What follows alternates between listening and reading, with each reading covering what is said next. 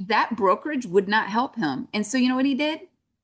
He called me, and that went from a $10,000 purchase to a $310,000 purchase. Today, we're sitting down with Holly, one of the most driven newer agents that I have ever seen. Now, Holly is based out of Oahu, Hawaii, and when she became a new agent, she literally hit the ground running. Holly was able to, in her first 6 months, put 9 homes in escrow. Now, if you're a new agent or even a seasoned one, and you're just kind of wondering if your business is where it needs to be, you're going to want to watch this video and you're going to want to take notes. All right, let's get to it. Well, Holly, it's great to have you here. I was actually excited to do this interview because you have been an agent that has just really hit the ground running. So, what I like to do in any type of interview that I have is I just kind of like to tell people just it's good to get to know you and who you are as a person. And just what I want you to do is I just want you to tell everyone who you are and what it's like living and working as an agent in Oahu. So I'm Holly Shankleton. I am actually not a Hawaii native. I actually am a transplant from California. And, you know, I've been in the construction industry for a very long time at various levels. But for me, when I transitioned over to making my home life in Hawaii, it was part of the dream, like, oh my gosh, I'm gonna work in Hawaii. But little did I realize that when you live in Hawaii, you have to work in Hawaii, which doesn't ever actually ever feel like a vacation anymore. But I try to squeeze a little bit of that beach time in when I can. And then, of course, I always have a revolving door of visitors that come and see me. So balancing that, a little bit of that life as well, is always fun. And getting to show people how much I love this island, why I moved here. The people, the community is so massive for us. We're a big family oriented family. So for me to fall right into that same type of family value environment was just wonderful for us. And it made the transition really easy. And now you kind of covered my next question that I have for you a little bit, but I want you to maybe go a little bit deeper on it. So, who are you outside of real estate? So, what does your life look like there? Not talking work, not talking real estate. What's your life there? What are you involved in? Just anything you want to share. Like I said, it's good to get to know who you are. Well, I have a hard time getting out of construction. So that's my biggest thing.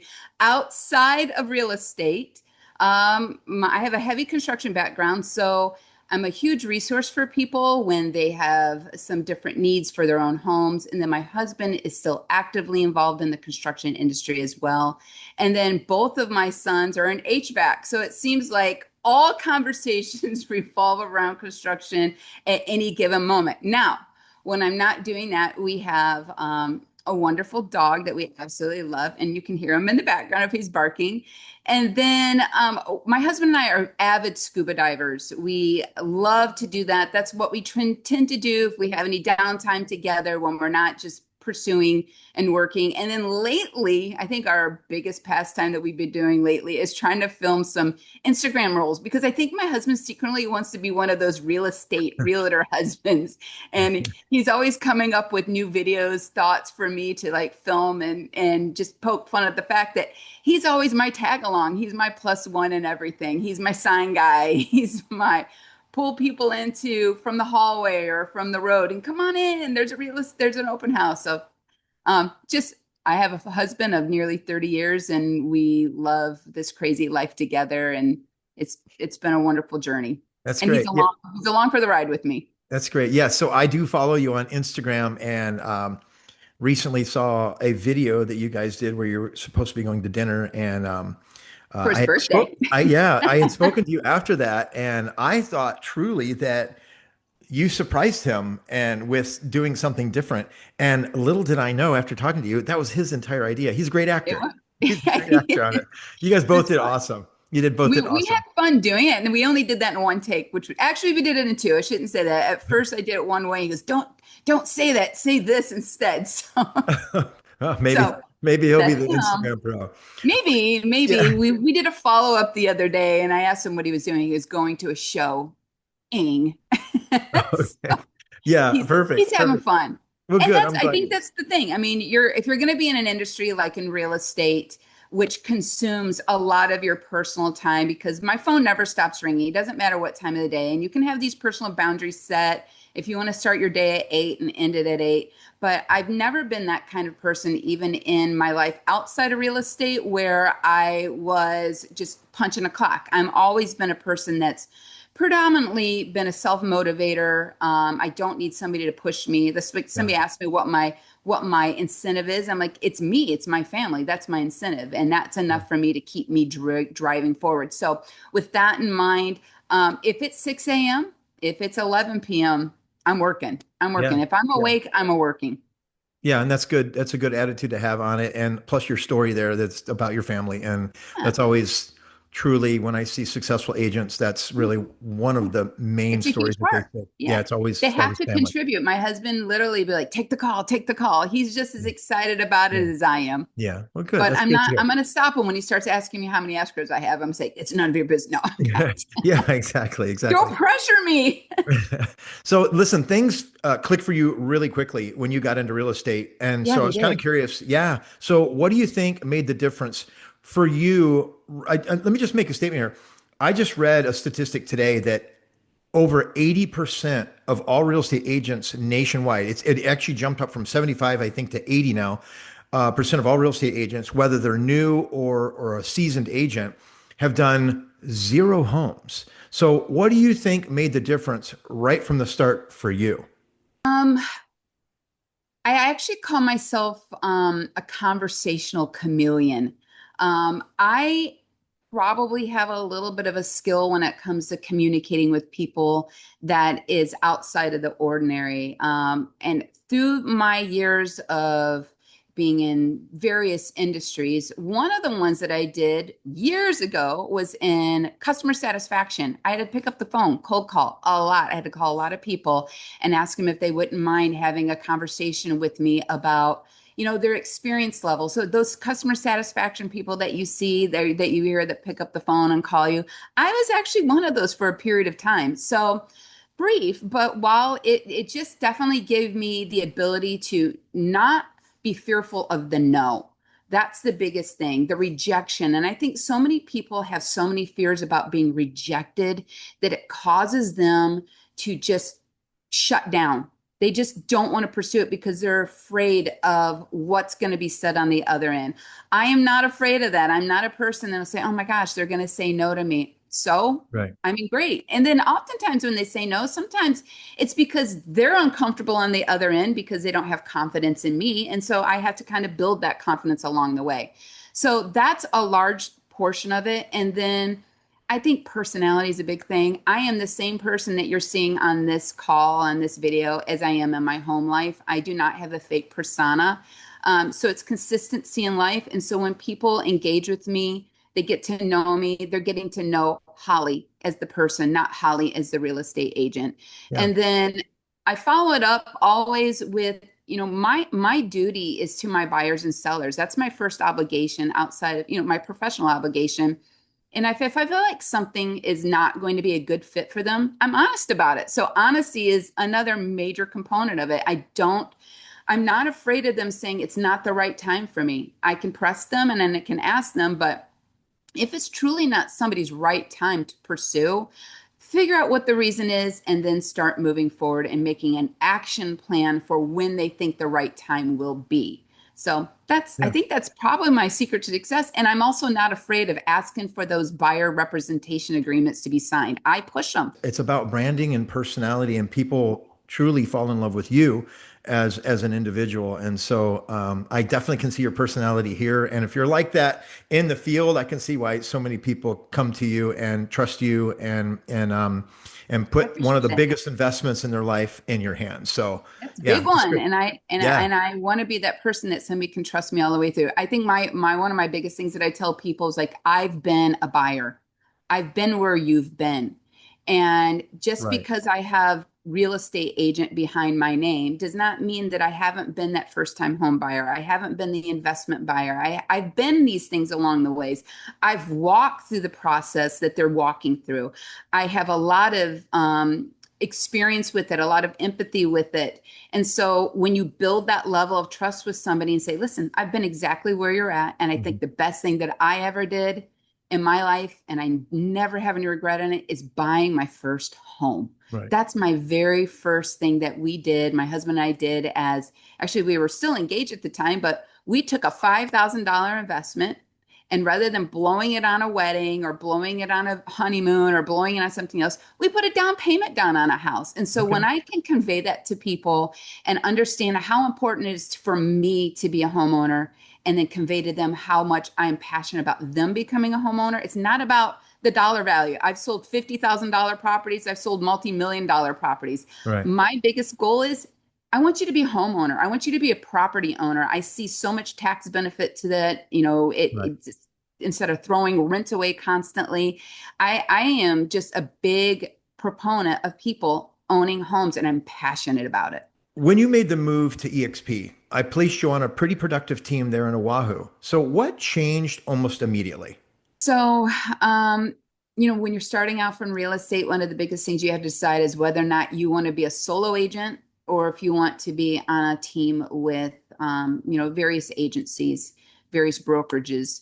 Um, for me, the biggest thing is being on a team that offers you that support that you need. I am a big vacationer. Actually, you should rewind that a little bit because outside of scuba diving, my husband and I's favorite thing to do is travel. So that's a big part of it. So I need to know that when I'm gone, I have the support from a team that I know that I can trust my buyers and sellers with. That I am, it's to me, I treat them like my, and I don't want to say like my kids, but if you're turning the care of something that you are cherishing over to somebody, you want to make sure that they have the same level of care that you are pouring into it, that they're going to do as well. So for me, joining a team was huge from that.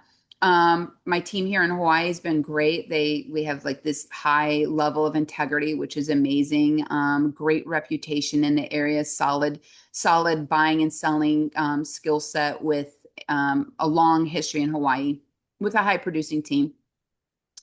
And then for me also is making sure you have those resources, the transaction coordinators that can walk you through it, making sure that you're partnering with good resources. That's another thing that my team gave. I'm not having to figure out which is the best appraisal company to use, which is the best termite and company to use, which is the best home inspection service to use. I have all that knowledge at my fingertips at any given time. And then if you keep going further, I do have some great graphic designers that work for us as well, which is really good. It's a great resource to have to partner yourself with a team that can actually do some of those things that you're needing. Shereen Duncan's team in Hawaii has a great, I don't know if you can see it on my name of my screens, Hawaii Lux Homes. We have an interior decorator in-house, which was very important to me. We offered the free staging, which was also very important to me because I've been on a team where the philosophy was not to stage and the properties sit. So to be teamed with somebody that values that as much as I value that for my sellers is huge. It's a huge component. And when I can tell people, I'm like, we want your property to shine. We don't want to just take a dollar value for it. We want to try to optimize and get that top dollar for you. So a team environment was huge. And that was definitely different than where I had when I was with a prior team. So I've only been with this team since beginning of May, and I'm already five transactions in, and it's July. I've actually closed on four. I've got one more in escrow, and I'm actively working.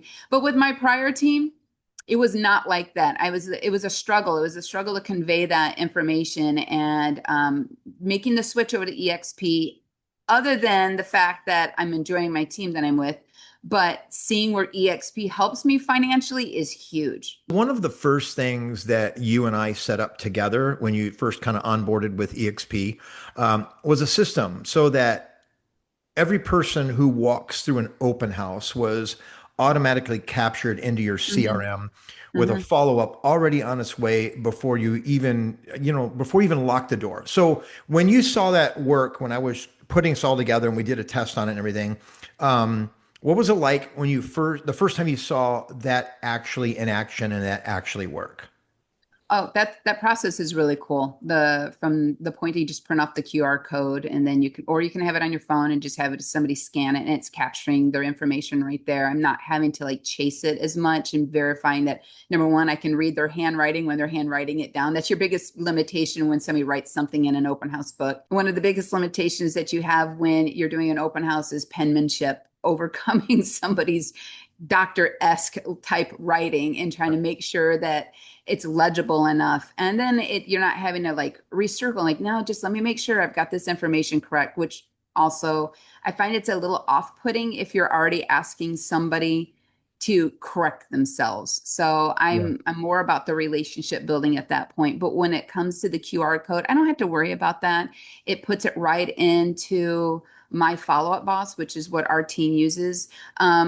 I had been using a prior application and it created those QR codes for me, but I would find that one of my limitations with the CRM platforms that I'm using right now do not offer like the open house things. And you really helped me overcome that obstacle because that's what I was already used to with a different CRM platform. So when I moved over to this team that didn't have the same CRM platform that I was using, that was one of my biggest hiccups. I'm like, hey, I don't have an open house app that's available to me.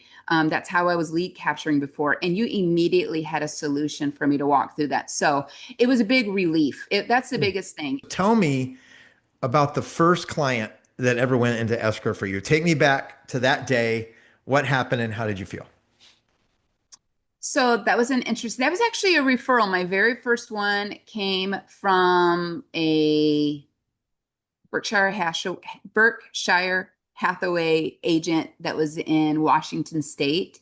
And my team lead passed it off to me. It was for, believe it or not, this is kind of crazy. It was for a short-term rental property, which, I mean, talk about throwing me into the weeds right away. I really often felt like the team that I was on was putting me through a stress test. How do I handle these, major out of the box? And while everybody might think that short-term rentals are a big thing in Hawaii, they're actually becoming relatively obsolete. Everybody calls because they want one, but not every property will fit in that category. For me to find the right property for that buyer was crucial. So that was actually my first major buyer. And so there's a lot of questions that come with short-term rentals in Hawaii. You need to make sure it's conforming, that it's actually a permitted property. And then you have to deal with city and county laws and regulations. And then you have to deal with, especially if it's in a condominium, you have to deal, does a condominium allow even a short-term rental? So there was a lot of research very early on to make sure we got them in the right property and always making sure that we tell our buyers and sellers that they have to do their own due diligence because we want to make sure we're covering ourselves in that. But immediately I became the trusted person on the team for handling short-term rentals. So I automatically started having other agents that I was working with start to come to me. So I became that source of information. I had all the websites already built and people would just Right. come to me. And of course, the team leaders are like, just go to Holly. She'll have all the information. So I'm a team player that way. So that was my very first one. And believe it or not, it hit some obstacles. Right off the It bat. was it was right off the bat. That was one that we had mortgage obstacles, which was interesting. And um, it all came down to the insurance that the condominium complex had. So Okay. making sure that they could bond properly. And honestly, John, it was like 2 days before closing. Hawaii has closing, then we have recording 2 days later. So closings when everything's been signed, the money's already transferred over. And then 2 days after that is when it records with the county. So that's Okay. when it officially you can get your keys after it records. But we were about 2 days prior to closing and we were scrambling because we were trying to keep it in escrow. We had already taken advantage of the unilateral right to extend, and then we were getting ready to have to go into a bilateral right to extend. So I mean, how am I getting these things right off the bat? Right off the bat. But we Yeah, overcame it. We got very that's good. resourceful. I, did not panic. I think that's another key thing. I am definitely of the mindset that there's no challenge that I can't overcome or at least get an answer for and try to Right. have a solution for. So I'm not going to be able to answer everything and not going to be able to solve everything. But that's also where those teams come into play. Yeah. That's why it's important for me to be on a team, especially as a new agent. How do I navigate through that? How do I Right. make sure that I'm putting a client's concerns at ease? How do I navigating a mortgage broker that I've never spoke to before that's not on island, that they're an off island mortgage broker and they don't know, they're not up to date with all the current Hawaii laws and regulations with insurances. I mean, Right. it's been a whirlwind. It's definitely different than California when we were living in California at the time, Yes. but Hawaii's got its own set of things. So it's Yes, been I fun have heard. learning a leasehold. Nobody Yeah. else has leasehold properties. We got them here. My first sell side was a foreclosure. So I tackled that right away. I've done foreclosures, I've done the short term rentals. That was my very first 4 transactions with my prior team. And I would like to say that it got easier, but there's no sale that's the same. Nothing. Yeah. I've never had the same exact thing go all the way through. That's interesting. A lot of agents, when they first get into real estate, they have this vision, this dream of I'm going to sell homes and everything's going to go great. But it's good to hear what you have gone through and how you navigated through the process and made the transaction seem smooth to the buyer and the I seller did. Yeah. by dealing with everything behind the scenes. And Right. so, for all the real estate agents listening to this video, Holly didn't quit when things No, got tough, and they didn't start out easy. They no, started out tough, and she had to navigate through some they do. problems. So that was They great. do. That's good. It was good to hear, actually. So, so Trying to now, put everybody's minds at ease for sure when they're watching this. As a new agent, don't expect it to be, right? rainbows and sunshine. I know I live in Hawaii and it's a lot of rainbows and sunshine here, but Yeah, that is definitely not the expectation. And when I first tackled it, I would have never thought in a million years that I would be doing what I'm doing and learning so much yeah, in my first 7 months, essentially, as becoming a full-time agent, yeah. as what I've been faced with this through this time period. It's been crazy. Okay, so now what? Here's a tough question because you haven't been in business that long in real estate, which is so impressive. What does your business look like now compared to where you've started? And I know it's not been that long, so how can much change? But has it? What does it look like now compared to where you were when you first became a realtor? I started off with really good habits right off the bat. I think everybody should really do that. And I was heavy into my CRM platform. I embraced it. I did not shy away from technology. And make sure you can't hear Murphy barking in the background. We can't hear, or at least Okay, I good. can't All hear right. her. So All right. So I think right off the bat, I established very good habits with living and breathing in that CRM software. And I know that if you're on a team, a lot of people want to shy away from that because it's a lot of like dependency upon technology and even in a younger age bracket, when you have agents that are in their 20s and 30s, they're dependent upon their phones, but they're not as dependent upon their computers. And as a real estate agent, you have to be dependent upon both. right, There's some days where I'm just sitting at my computer and I'm following up and I'm using all those tools that I have that are available for me. And then there's days where I leave at 7 o'clock in the morning and not home till 8 o'clock at night. And most of my business is conducted through my cell phone. So being adaptable in this environment is really big. So setting up those habits is key right off the bat. And don't break those habits. I think when I first started, though, and people warned me against this, is you can tend to lose yourself and not carving out the time that you need for either yourself or for your family or whatever your life circumstances are. And I made that mistake right off the bat because I was so driven by, hey, I need an income. I need this to work. I need to put my all into it. And I was not prioritizing myself. And you can lose yourself in that really sure, easily. You can lose the spouses, you can lose the children, you can make work too much of a priority where they feel like they're being left behind. And balancing that was key. When I switched teams, I actually find that I have a little more time to focus on my family. And I think it's being a part of the right team that is crucial.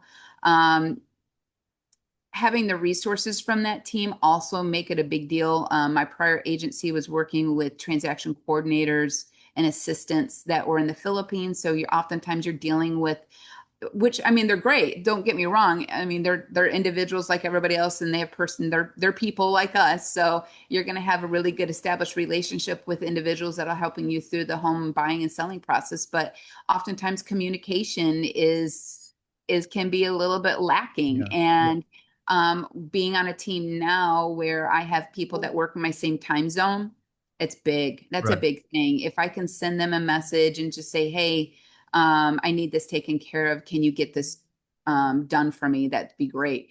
And the other thing I think for me, John, is early on, I was doing a lot of my own purchase contracts. I was doing a lot of my own buyer's representation agreements.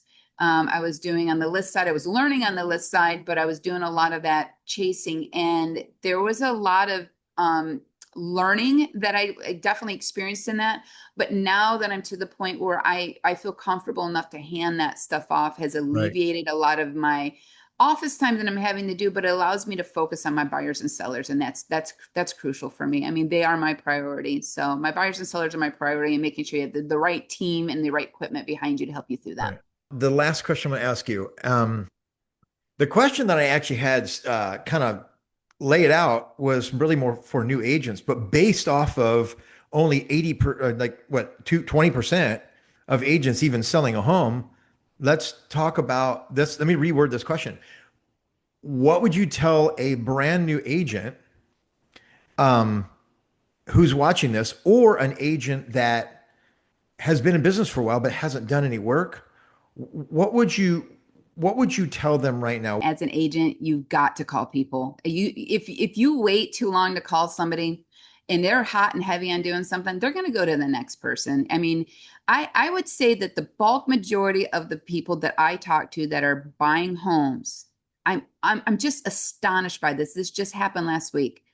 Like, I have called that, people tell me I have called that seller's agent 5 times, 10 times, and nobody's ever called me back. Or I called my agent, they won't go to an open house with me. I've called my agent, they won't call me back. I'm like, oh my gosh, people, this is not that hard. This is Right. not that hard. So, as a new agent, your clients are your priority. You treat them as though you might treat your best friend. If your best friend calls you, you're going to call them back. If they're needing something, you call them back. You want to be that person that they can rely upon. And if you are Right. not a reliable person, they are going to find somebody that will be. And that's Right. a lot of what I get. Yeah. I had one of my third sale that I had, my third transaction that I had was from, this is going to sound crazy. It was a $10,000 leasehold, and he had an agent that the brokerage would not write the offer for him. And I said, that's crazy. You're wanting to buy a property. Why Right. wouldn't they? I mean, you can put a minimum transaction fee down or minimum compensation fee down as a buyer's agent. And he was okay with signing it. He understood it was going to be on the low end, Yeah. but that brokerage would not help him. And so, you know what he did? He called me, and that went from a $10,000 purchase to a $310,000 purchase. Yeah. So it doesn't, just because that's what they're going in at, you need to still educate Great people. But advice. it started with communicating and being willing to put a ridiculous offer out there. Right. I'm actually not afraid about putting ridiculous offers on, and you'd Yeah. be surprised what I actually get. 10, 20% below asking price is Yeah. usually pretty good. You never know what something can turn into, and That's correct. to never say no to anyone. Well, Holly, I want to say thank you so much for coming on here and taking Sure time out of can. your busy day. So, how do you say hello or goodbye in Oahu? Aloha. Thanks, Holly. Thanks again. Holly's crushing it, and I could not be more proud of what she's actually built. So, if you want to follow her journey, her information is linked below so you can follow along, but also use it as a blueprint for what you could do in your own market. And if you're an agent watching this and you're just wondering, what would it look like to have this kind of support in your business? That is exactly the conversation that Holly or I would want to have with you. So reach out to me or her directly, and the links are below. So no pressure, just a conversation. So thanks so much for watching, and make sure to like, comment, and subscribe, and I will see you in the next video.